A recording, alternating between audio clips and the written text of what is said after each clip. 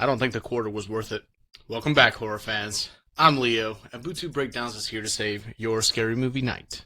Right off the bat, Darkness Falls scores a 6.2 out of 10, landing it in our Ghoul Drool category. But here's the thing. I've already had to get launched out of a car's windshield just to get you the score. And in a few minutes, I'll show you exactly why this film earned its rating. If you disagree with my score at the end of the video, be sure to let me know how much you want to set yourself on fire. Then be sure to like, share, and subscribe about it in the comment section.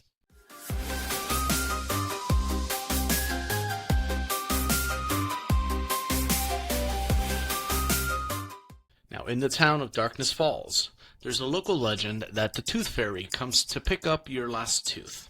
As long as you don't see her, she won't tear your face off. Kind of an overreaction. 12 years after a supernatural encounter goes exactly like you'd expect. Kyle returns to his hometown after a phone call from his childhood sweetheart, Caitlin. He does this to help her brother Michael, who suddenly developed some irrational and eerily similar symptoms to the ones that Kyle had at his age. Through the power of horny, Kyle decides to face his fears and return to Darkness Falls to put an end to the legend that has haunted him his whole life.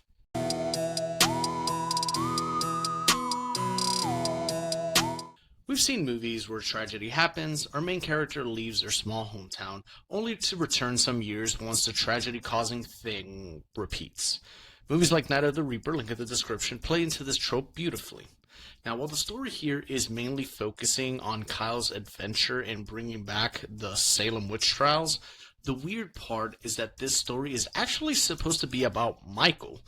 Caitlin calls Kyle to ask about the symptoms that Michael's been having lately, since the same thing happened to Kyle 12 years ago. Minus, of course, the mom killing part.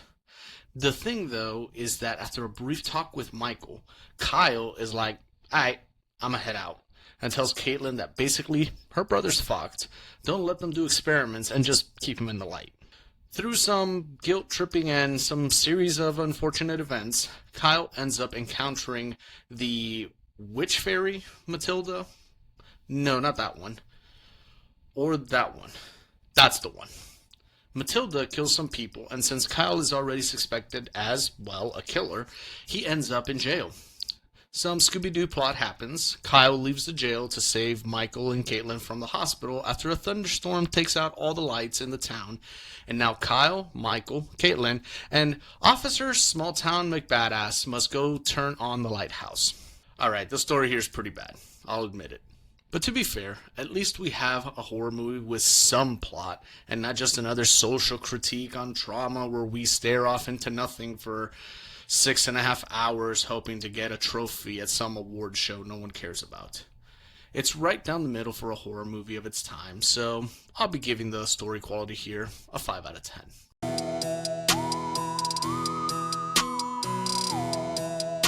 While not the greatest thing in the world, the film at least stays somewhat consistent.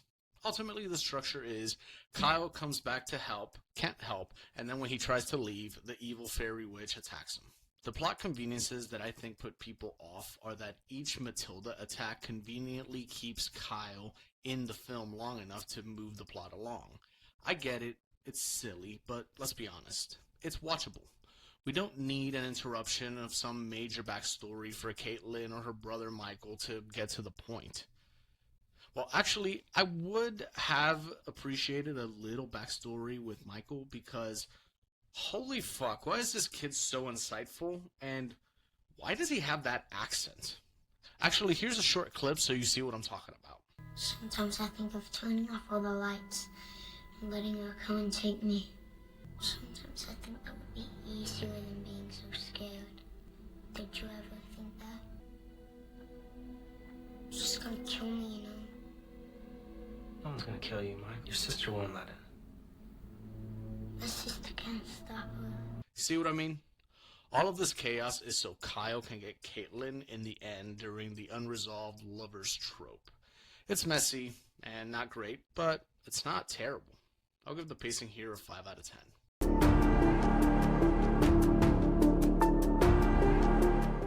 When I first saw this movie 23 years ago, my little 10-year-old ass was also losing his teeth, so needless to say, it scared the ever-living shit out of me.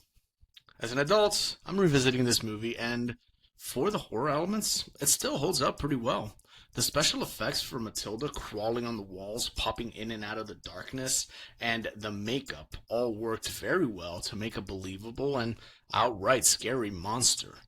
The thing about Matilda that works so well is that they made her a very real threat and not some existential thought experiment. She swoops in, claws your face off, and drops you from a great height just for looking at her. Sure, just stay in the light, but it's wild how the movie played with this detail where small slivers of light were used as claustrophobic hallways to barely squeeze by the danger. That said, there were 3 cheap scares in the movie that made no sense and really soured it for me, so after a 3-point deduction, I'll be leaving the fear factor at a 6 out of 10.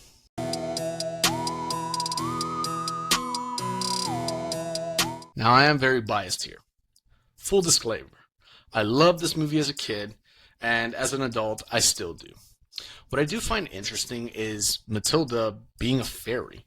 For 2003, fairies were tiny winged women that were pretty, kind, magical, and basically all the things that appeal to little girls. This movie got the concept, threw it in the trash, and made a malignant and dangerous creature that had to be burned like a witch. In all honesty, the movie doesn't know if it wants the monster to be a witch or a fairy, but who cares? It wouldn't be for another 12 years until The Hollow is made and we get another depiction of an evil, demonic, or dangerous fairy. Maybe we'll do a review on that one. But the anxiety of escaping Matilda was always high, and even when the story stumbled, I was fully engaged because in the back of my mind, the thought of Matilda bursting through the window and clawing your face off was always looming. I had a blast, and if you enjoy supernatural creature features, I think you're going to have a blast too. I'm going to give the fun factor here a 9 out of 10.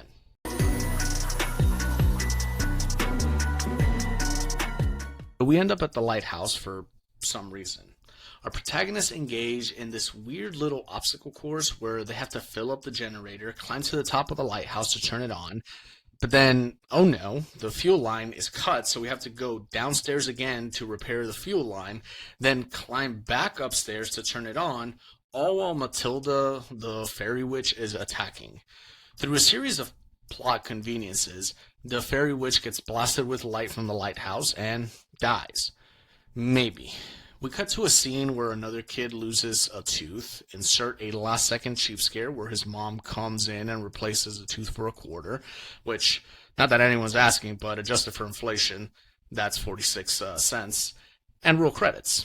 It's a neat little bow that ties the assumed happy ending of Kyle and Caitlin. The witch fairy is dead, and the Legend of Darkness Falls ends. The ending here is mostly fine. It doesn't pretend to be anything more than a fun little monster movie to disconnect you from reality, then with all its flaws, just tries to entertain you. Ultimately, I'm going to be giving the ending here a 6 out of 10. So that's Bootube Breakdowns' take on Darkness Falls. Averaging our scores gives this movie a 6.2 out of 10, which places it in our Ghoul Drool category. Do you agree with my rating? Scream your score in the comments and tell me what horror flick I should get next. If this helps save your spooky vibes, smash that like, share with your horror crew, hit that notification bell, and subscribe to Bootube Breakdowns for more killer verdicts. Keep it creepy, and I'll haunt you.